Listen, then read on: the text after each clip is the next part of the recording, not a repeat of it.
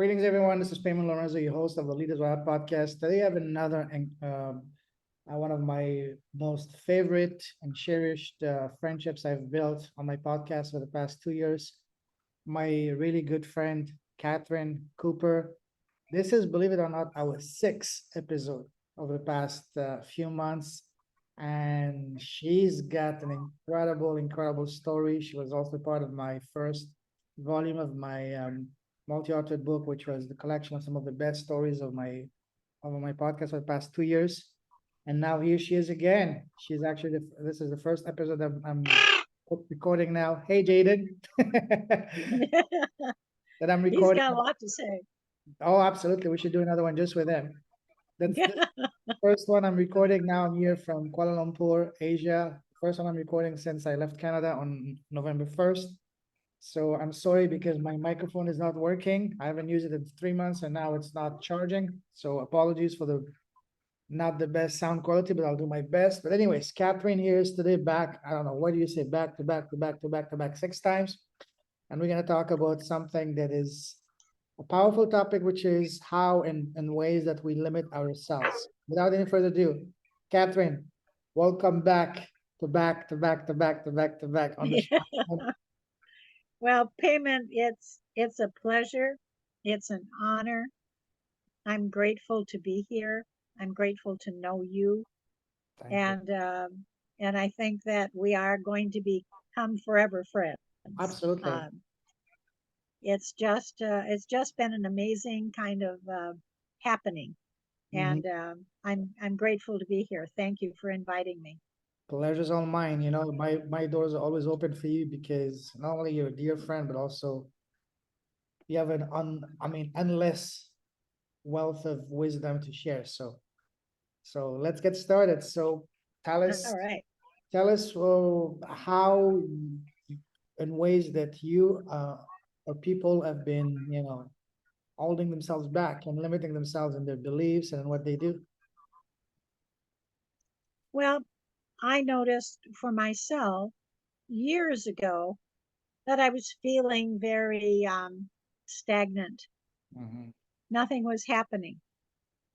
Um, Life was boring. And I know that there are many people who feel that way now, even today. So I wanted to figure out just exactly what could I do to make life more interesting. I'm Mhm. not going to say exciting, I'm going to say interesting. Mhm. Because excitement is a thing that is very fleeting, it's very temporary. Mhm. Um, you can be thrilled about something, and that's much more permanent, but exciting is it's just a toss in the dark. Mhm. So I wanted to find out how I could make life more interesting. And one of the things that I've learned is to investigate everything. I have an insatiable curiosity. Okay. And um, I look at everything, I listen to everything, meaning that people will say, "Oh, I've done this and this and this," and I'll ask them questions about it, even if at the moment I think I don't have any interest. Mhm. So I didn't limit myself. I would always talk to people. Yeah. Even on jobs, I would go around to the various departments if I could and say, "What are you doing? How do you do that? How did you get there?" And so I learned that that curiosity was the thing that had been rather um, shrouded, if you want to put it that way, for a long time, and mainly by myself, because I think fear held me back. So I learned to allow my curiosity to take over, and I read a lot. And what I couldn't afford was to travel or to somehow even get into some of these like museums and that. But I could learn about things and have an interest in things so that eventually new opportunities I hoped would come my way. And, unless you talk to people, that doesn't happen usually. Nothing will just fall into your lap. You have to work for it a little bit. And work means being curious. It means delving. It means honesty. And so when I finished that 22-year stint, I was ill because of what they put me through in the last few months of my employment. I had never been treated that horribly in my life. Oh, I wow. was accused of being a thief. I was accused of a lot of things, and none of them were true. And it was extremely upsetting, but that was part of their plan to get rid of me. And so I thought, once I lost the job, what am I going to do? Because as soon as I said to anyone where I had worked, it was like a little door came down, and they didn't want to know me. And I decided that I really wanted out of the business world. So what could I do? What did I enjoy? Well, I enjoyed gardening. I enjoyed having plants in my house. Um, so where could that take me? And it came that I could perhaps learn to become a florist, a certified florist. So I did some digging, and I found a course, and I took the exam. It was a year's course. People would say, "Gee, that's a long time to become a florist when all you do is just mix up a few little flowers," but it's really much more entailed than that. And so I did. I took the course, I passed the course, and I got a job as a florist in a supermarket.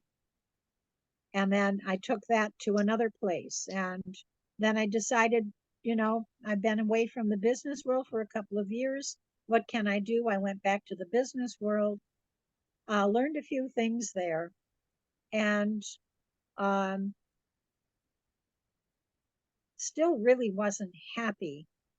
But at least I didn't have the horrible pressure that I had in that first job of 22 years. So I went into, after that, I went into government.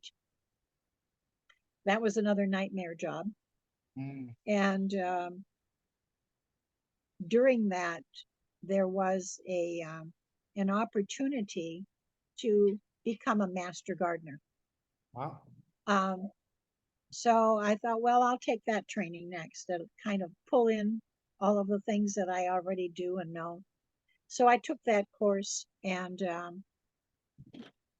I'm not allowed to say to them that I'm a master gardener, because then you're supposed to be in this program where um, you volunteer at various organizations and meetings and stuff to um, spread the word about being master gardener. But I am a master gardener. I always have been.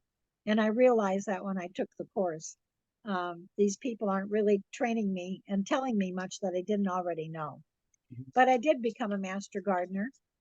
And so I always suggest to people is to keep your mind open. Don't close it and say, "Oh, I can't do this. I don't really think that's for me." How do you know?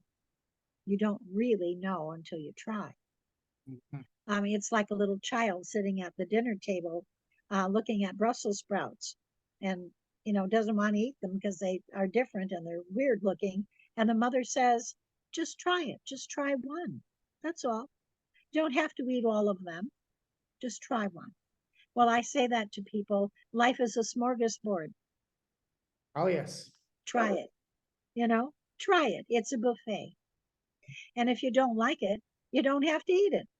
I love that. That's why I always say life is a buff is a restaurant for us to experience all buffet, for us to experience all kind of dishes, not just to eat, but dish in terms of experiences. Yeah. Yes, yes. And then, wherever I went, I looked at the setting of where I was. I looked at the people who were there. Um, and you take in this massive amount of information about people, about places. Um, and you think, well, some people say, well, yeah, I can see all of that, but what good's that going to do me?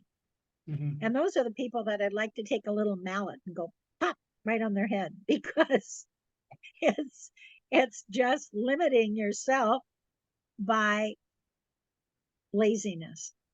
Mhm. And laziness will get you nowhere Oh, absolutely. fast. That's one of the biggest killer of dreams for people. Yes, And I'll speak yes. from experience because I tend to be lazy at times, so I need to sometimes kick my own butt. But yeah, Yep. we've all been Yeah, there. that's what we all have to do, Payman, is we all have to kick our own butt sometimes. And I'm not saying that I thought it was anything for me. I got a tour of the local police department Oh, from the chief himself nice. because I wanted to write a story Wow, about policemen. beautiful. And so that was interesting. And unfortunately, or fortunately, I also got to go into the coroner's room where an autopsy was going on. Mhm. And I learned all about that. I mean, all of these experiences, some of them are great and they're interesting or they're fun and enjoyable, and some of them, like being in the coroner's department, wasn't any fun. Obviously, someone had just been murdered, and so they had that person out on the table. Um, but there again, it gives you insight. And if there's anything that's going to keep you alive long, it's insight. Absolutely. You have to be able to hook things together. Little pieces of things have to come together. Mhm. And so never allow yourself to become bored. Back in the day, my mother would say, well, pick up the encyclopedia and read it. Now, of course, you can go on YouTube, you can go on anywhere. You can go anywhere in the world via computer. And so your options are much greater than mine ever were. Mhm. But now I take advantage of all those things too. And then I met this person not too long ago, about a year ago, and his name is Payman. Oh, do I know? And Payman, yeah, I don't know if you know him or not, That's familiar. but I like his he's name. a nice person. I like his name. Pardon me? I like his name. Oh, Yeah. And we were introduced through a mutual friend who thought it might be a good idea that I talk with this Payman fellow. And I said, well, what about? And he said, talk to him, find out where it goes. And so that's how we started on this journey. And I didn't know where it would take me. I still don't. But one journey was to finally start to write about some of the experiences I've had in life. Excuse me. And that was very interesting. I've never had to limit myself to words, and I had 3,000 words in this experience of writing um, a chapter about something that was very important to me, something that I thought perhaps could make a difference in the world and society. And that's what I did. And now um, I've become a best-selling author. Yeah. So you don't know where things are going to take you. absolutely. And congratulations on that. You know, your story as always has been beyond powerful. When I set out to launch this project, I made a list of my dream stories in it, and your name was right at the top because it's for a reason that this is the sixth time we're having a conversation on the podcast. And even before that, we spoke for an hour. So I love talking to you. You're a wealth of knowledge, wealth of wisdom. And yeah, and I'm beyond honored that we connected. I have a feeling that we might be connected at the soul level because there was a reason for us to connect. Yeah. And and if through my little podcast, little book that allowed you to unlimit yourself in some ways to tell your story, because one of the things I notice is we all have a story, but we take our story for granted. We think our story doesn't matter. Well, it does matter. And Yes. it doesn't, even if you're, because we don't appreciate our value, I'm sorry, our qualities, our assets, our stories, our gifts, what they truly are. And sometimes we need a fresh pair of eyes to tell us, hey, that's actually powerful. That needs to be shared. And as soon as I can't tell you how many times, Catherine, after speaking with someone, even for the very first time, after 5 minutes, you wow, that's a powerful story. You need to share that. Say, really? Say, yes, absolutely. So if I Yeah. was being able to do that with you and with Brian, with Randy, with all these wonderful people I connected on my podcast, then that to me means that I'm actually doing what I'm supposed to do, because I'm giving a platform. I'm allowing, my motto is for my podcast, what I do is to help good people with beautiful hearts and powerful messages to win. And by winning, I mean by sharing the story far and wide. They can, together, we can inspire other people. And through you, Yes. your wonderful story, I'm sure you've been inspiring people, not only in your personal life all these years, but also through the podcast, through the chapter you wrote. So and again, enough rambling from me, but what I mean, the gist of it is I am beyond honored and privileged that we connected, because you're one of the most truest leaders of the heart, leaders with a heart that I've got to connect, not only to my podcast, but through my life so far. So I really cherish our friendship. You're an amazing. I can't wait till we can actually meet in person. I want to give you a big hug, because you're like a wonderful. I mean, you're a wonderful friend to me. Wonderful. So I always Well, love. I feel the same about you, Payman, and it's it's a friendship that is growing, and I'm allowing it to grow within me, and appreciation of you and your heart and your soul. Thank you. And these are all things that I say to people again, don't limit yourself. Try it. It doesn't have to be a raging success. It doesn't have to give you millions of dollars, but it's the experience of it that will connect. And all these little tissues of fibers of life all Mhm. connect. Even my visit to the coroner's office, and that's got to be 30 years ago, 40 years ago. Um, all of those things become a fiber, and they help you to understand life and to appreciate life. And what did I learn that day in the coroner's office? Well, it took me some time to come up with that answer, but it gave me an appreciation for the fragility of life. Mm. Life is very fragile. And a lot of us, run around saying that we're rough and we're tough and we're capable and we're this and we're that, and that can all be shot down in the blink of a second. That's Totally, how long it can take to end it all. totally. So don't limit yourselves, is my advice to people. Be interested, even if the story isn't interesting. Be interested. Force yourself a little bit. Be gracious. Be humble. Be kind. Because everyone does have a story to tell. Now, one of the questions I got about the story in your book is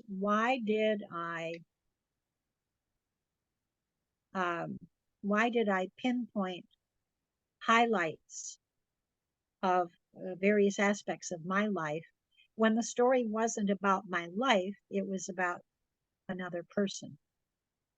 And I said, I put those things in there to show and to demonstrate that the bad things that happen to us, the depressing things that happen to us, all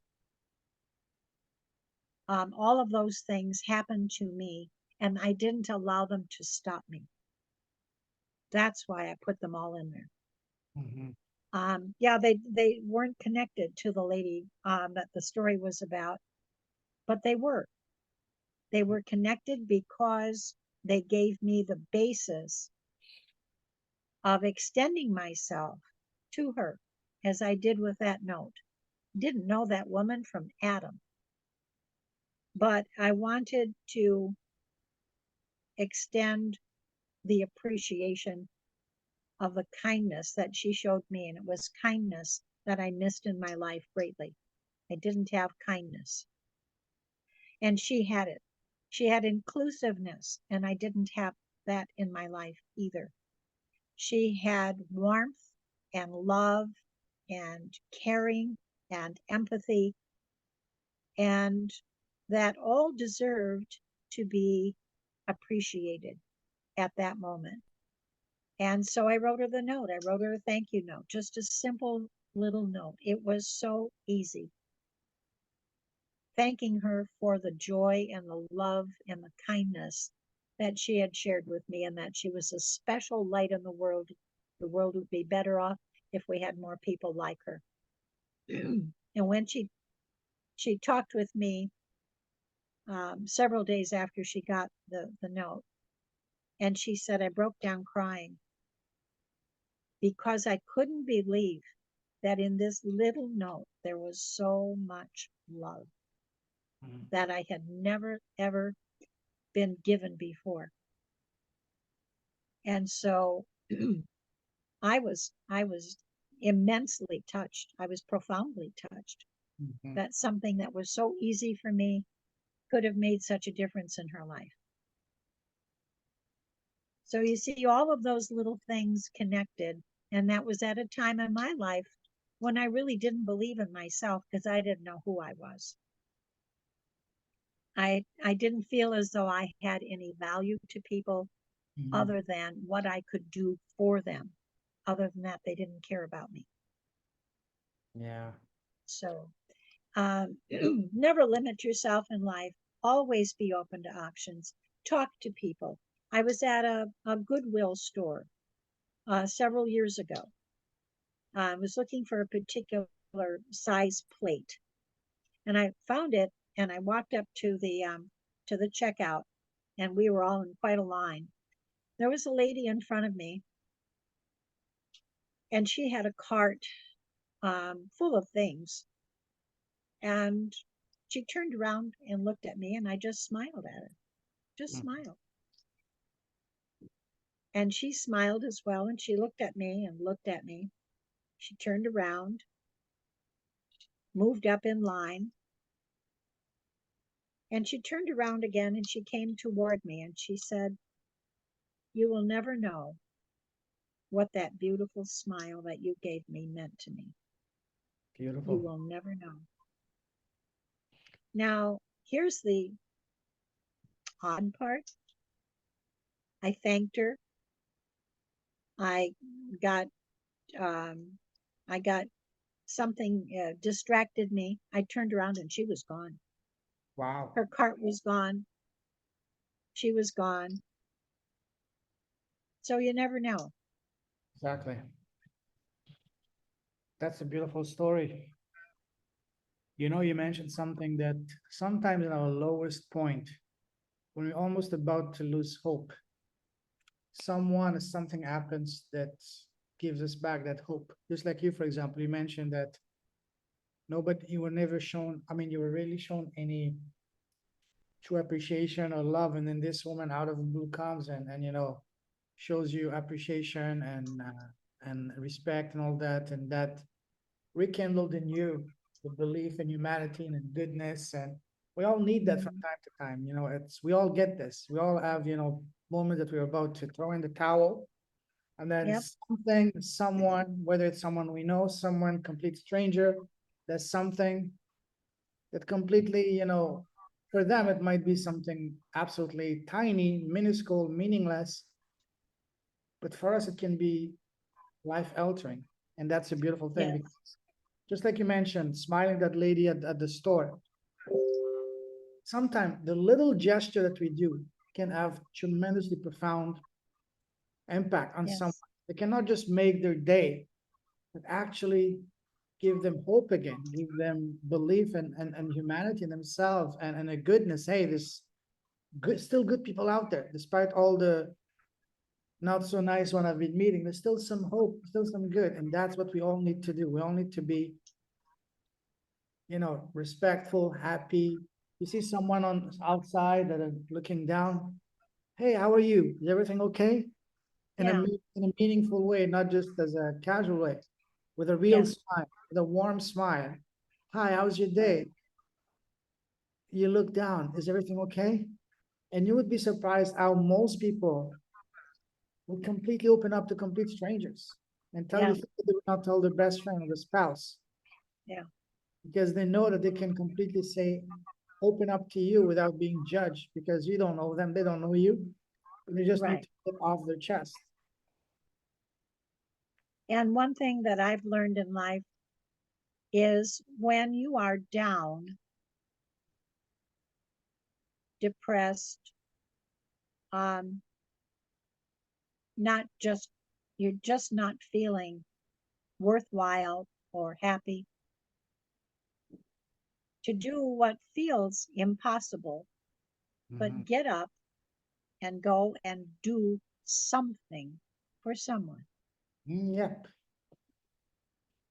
absolutely. Go and do a service to life. Um, in my business, I tell people every day before you go to bed, make a list of every good thing I love that you that. could be grateful for that day. You And know, you I, have to do it before you go to bed. the first thing I do when I wake up, the last thing I do before I fall asleep is I count my blessings Yes, yes. every day. And yeah, and we can do that, but it doesn't get us up off our chairs and going to do something for someone. And it could be something as simple as going to a store and smiling at someone, or Yeah. talking to the clerk and saying to the clerk, gee, that's a nice shirt you have on, or that's a nice color for you. Um, or you handle yourself very well. Just something to get yourself up and stop considering just yourself, because it's selfish. Yes. Depression is selfishness. And by doing that, you're also gonna make someone else not just feel good, but make their day. Hey, wow, that Yeah. noticed me. I matter. Right. Wow. Right. And it's a chain Yeah. reaction. That. That person is gonna feel Yeah. better, it's gonna do that for other people, you know? Yeah, it's beautiful. Right. So it's not a very popular thing to say, but depression basically is selfishness, and it's selfishness turned inside out inside of ourselves when we haven't gone out to make a difference. Now there are times that we can, and I've experienced this multiple times. Mhm. No matter what you do, you're criticized, you're beaten up for it. Um, you're not appreciated. Nobody even said thank you. And are those times that you want to go out and be around people? Mhm. Probably you won't feel like it, but that might be one of the best things you can do. Yeah. Again, extend yourself beyond yourself. Mhm. Extend yourself beyond yourself. Yes. And when you do that, you'll find a glimmer of hope within yourself. You'll find some peace, and that can multiply. Totally. Totally. Absolutely. It's about when we do things for others, that's when we feel the best. We feel that, hey, at least for me, I'm the happiest. I get the greatest feelings when I actually do something for others. Right. When I help others, it Right. makes you feel ways that gives you goosebumps, makes you extremely emotional, extremely in ways that nothing else has allowed me to reach that kind of state of mind. Nothing. It's like an orgasm of the soul because you get happy, you get in a way that in a very profound way. So this is the most beautiful thing that we can all do because we can all impact someone's life either positively or negatively. Right. It's a lot easier to do it positively than negatively if you really think about it, because all it takes is just a smile, just a hi. Whereas Yeah. to do something negative, you have to really think, use a lot of your brain power and all that. For what? Right. Instead, just a smile. Just a smile. The smile is the most powerful so-called weapon in the world, yet it's free. It does only good things. Right. It's the most powerful Ex- key. It opens doors, it opens hearts, it opens everything, opportunities, opens worlds to you. Yeah, it's amazing what we can do and accomplish with just a smile, well, a kind word, maybe a little compliment, Yes. um, anything that is a positive. Because as I say in my story, you don't know, none of us knows what's happening with the other person, what's happening inside of them. Like this little lady that I knew, there she was standing in the church with her group, and they were laughing and having the greatest time. And she was so jovial, so happy. Who would ever dream that there was something in her home that would make her so desperately unhappy to want to take her own life? You would never, ever think about it. So, Mhm. as I say in the story, if you can't do anything else, at least be kind. Don't be so quick to criticize the way they look, or how their hair is, or how their makeup is, or maybe the way they speak. Don't be so critical. You don't know where they're coming from. Or even being And someone, say at the store, a waiter, a waitress, whatever. Maybe they're not having yes, maybe something serious going on in their lives. Be patient, yes, be be kind. patient. Yes, and and as I say at the end of the story, even the Hippocratic Oath says at the end, at least do no harm. And wouldn't it be awful? Wouldn't it be just awful? Had you known you were talking to someone, maybe they were a stranger, Yep. or maybe you just knew them down the block and you just talked to them and you didn't say anything positive, you just talked to them.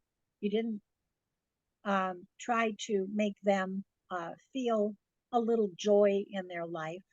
And Mhm. the next day you learn that they killed themselves or they were hit by a car and they were dead. You know, What what could you have done? What could you have said? And the first thing that would be out of your mouth would be to say, but I didn't know. Well, of course you didn't know. You don't know what you don't know. Be kind. That's the best thing you can do. that's the greatest advice ever. Absolutely. Be kind. If you can do Be only one thing, be kind and smile. yes, yes, absolutely. And it just I was helping one night. I had gotten out of work and there had been a snowstorm, and I had to walk several blocks to get to my car.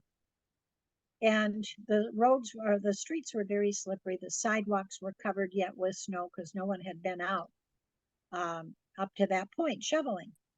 And so I got to the corner and there's a blind man with his dog, Oh, and he can't get over the curb because the snow was so piled up.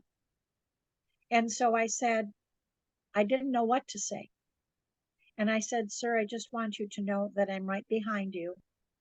If there's anything I can do to help you, please let me know. And he said, I appreciate that very much, but my dog and I will take care of it. And I Wow. said, well, if you don't mind, I'm just going to stand here until you get over the snow hump and are safe. And he said, that's the kindest thing that anyone has ever said. Beautiful. Love that. You see? So I allowed him, and as difficult as it was for me to just stand back and not try to knock the snow down for him and the dog, he asked me not to, and I had to respect him. I had to respect him, and he said, my dog and I have to make do. We have to take each situation as it comes and not expect someone to help us. And he said, your offer was very sweet. Thank you. Indeed. So you don't know what you don't know. Yes, totally. Totally. And then you get these kind of humbling experiences, like the man just mentioned, you know. I had one similar thing last night. I was coming back from the restaurant and just walking toward my place, like 5 minute walk. And I saw this man. I've seen him before one or twice in the neighborhood. Imagine this guy, I think he doesn't have legs or he can't walk. He's using crutches and he has a cart and behind his on the cart is carrying all these recyclables that he picks up from the garbage to resell them, whatever, just to get But by. He doesn't have hands, so he uses crutches as a way to carry himself and his cart forward like this and a rowing movement. I saw him and I was like, oh my God, that completely stopped me in my track. That made me forget all of my worries and stress. And come on, I have to be grateful. I have to. Then I stopped. I went to the guy, talked to him a little bit, even though we couldn't communicate much. I just took whatever change I had in my pocket. I didn't give it to him. I just put it in his pocket here because it was the most natural thing I could do. I wish I could have done more for him. I wish I could magically make him be able to walk again. But that's beyond my capabilities. But as I left, the guy was almost in tears. He was, in Asia, they do this as a way of gratitude a lot, you know, like this. And I did the same. And I just looked back at him and I just, in my mind, I made a prayer for him. May God be with him. May God give him strength to go through each day. yes, When I was doing this, it was almost as if I were, on autopilot. Almost it was being done through you. through me exactly. I didn't Mhm. even think twice. I saw the guy, I automatically crossed the street. I reached my pocket, whatever change I had in my pocket, just put him in his pocket here. I went to this person, to this man. I said hello. He said hello, and he didn't expect me to, because he was just. I think nobody even talks to this guy, especially not Probably not. foreigners. When foreigners say, "How are you?" He looked at me like this, and I just, when I took the money out of my pocket, he said, "No, no, thank you." I said, "No, no, no, no, no, no." I just put it. I didn't even give him his hand. I just put it in his pocket. It was almost like, and he was like, "Oh, thank you so much. God bless you." And I was starting to pray, and I could see tears coming in his eyes. And Mhm. I was almost about to have tears as well. And I just turned around and left because I didn't want to break down right in the middle of the street. And he just sat there and it was just like this. He looked at me and I said, Mhm. "No, God bless you." I don't know if you Yep. understood, but I just, as I was walking back again, crossing the street to go to my building, I just prayed, may God be with him, may God help him and give him the courage to carry on every day. Yes. Yes. Things like that, Yes. That was a great thing that you did for him, because what you did was you brought up his sense of worth, um, because nobody has ever appreciated his worth, Yeah, ever. yeah, No one has taken the time to just talk to him. And I'm sure he's probably very lonely. Yeah. So it was a great thing that you did. Thank you for doing that. I mean, that's the least I could do. But, I wish I could do more. When I see things like this, it makes me really wonder, why are some people so afflicted? Why are some people, and I've seen some absolutely horrible things, especially in the Philippines or in some part of Thailand. I've seen one time, I will never forget, I saw a man. And keep in mind, in Thailand and the Philippines, there's no such thing as social welfare and all this, help that we take for granted back home that helps the disabled people. They're quite. I've seen this a few times in a few cities around Thailand and the Philippines. Imagine this: no limbs, no arms, no legs. The person is just lying on a skateboard, and somehow they're pushing themselves like this and trying to do whatever it takes just to survive, just to get enough food for the day. You see entire families living in cardboards in the Philippines, or just eating from the garbage. When you see things like this, it really makes you stop and reflect. Hey, I need to shut up and stop complaining, and I need to be good. Well, one thing that I found very, very comforting, and I don't know that many people have been exposed to this, but to the word karma. Oh yes. And we have all lived many times before, and there may be people out there listening to us as this recording goes out and saying, oh, she's crazy. But no, I'm not. And we all have lived before, and we have done things that were not kind, Mhm. to say the least. Yes. And we have to come back and bring the universe to bring us back to zero. The universe is a very exacting place. So what we give out, we get back. If it isn't in this lifetime, it'll be in the next one. And sometimes those people who are now living in poverty um, have lessons that they have to learn through that poverty. And someone told me that, a psychic lady told me that many years ago. She said, you're living the life that you are living because in other lifetimes you had a great deal and you didn't share, you didn't perhaps also show compassion, understanding, kindness to people.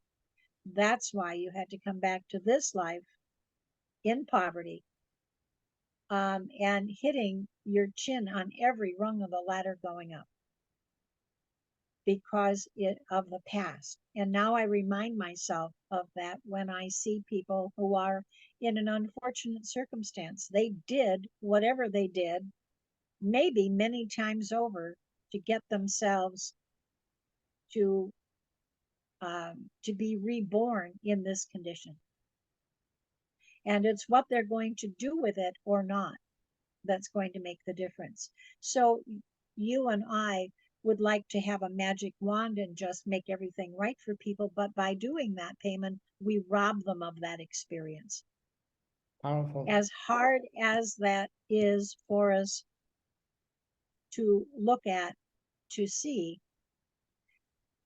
I have to remind myself, Catherine, this is not about you. This is not your life. This is their life. Get out of the way, because all the good that you would try to do would just impede them. Hmm. Because on the surface, it looks like, oh, well, now this person gave me enough money. I can buy a home, or I can buy groceries, or whatever it is. And I'm fine. But they're not learning. They didn't learn from that experience. So their God had a plan set for them so that they could bump their nose on every rung of the ladder, like I did, And then Catherine comes along and interferes. Catherine takes that experience away from them. And now God says, well, now I got to think of plan B. How am I going to get them to learn what it is that I want them to learn? So we're going to have to figure it out in a different way. So Catherine has to get out of the way. Catherine is not God. Yes, She's just an ambassador. that is very powerful, very true. Absolutely. So let people learn what they have to learn.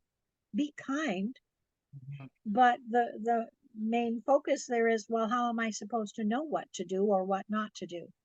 And that is go to God every morning when you get up, before you get up. You go to God and say, this is your day. Make me meet the people you want me to meet. See that I do what you want me to do, where you want me to be, and how you want me to be there. And I will do it. Beautiful. But that's how you will be put in the right place at the right time. Mhm. Otherwise, you're just going off on your own energy and your own ego. Beautiful. Love that. So it's a daily thing. You get up, you wake up, and you say, thank you, God, for all the harmonious energy that you gave me during the night. Mhm. See that I use it only to serve you in the best way that you know. See that I am kind. Put me where you want me to be. Show me what you want me to see. Make me hear what you want me to hear, and shut out all else. Mhm. Wow, beautiful. Love that.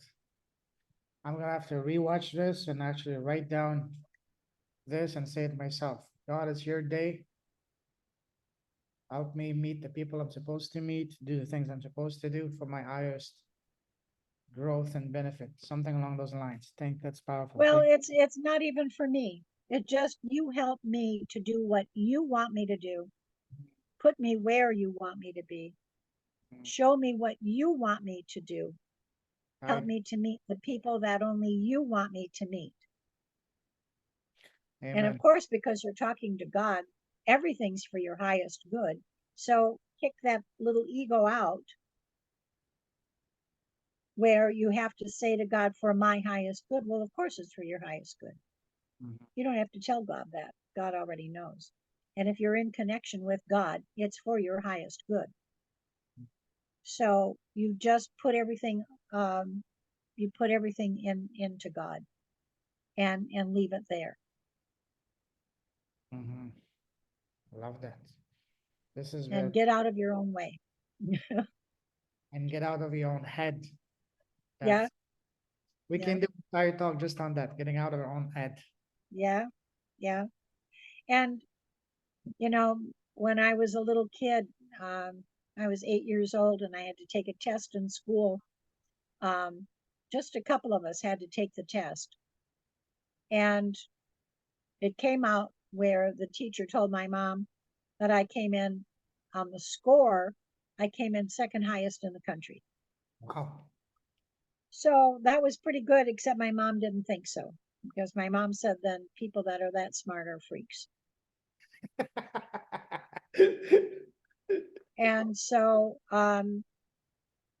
she said they're not normal and you have to be normal. And I, you know, her exact words were, I'll kill you if you turn out to be a freak.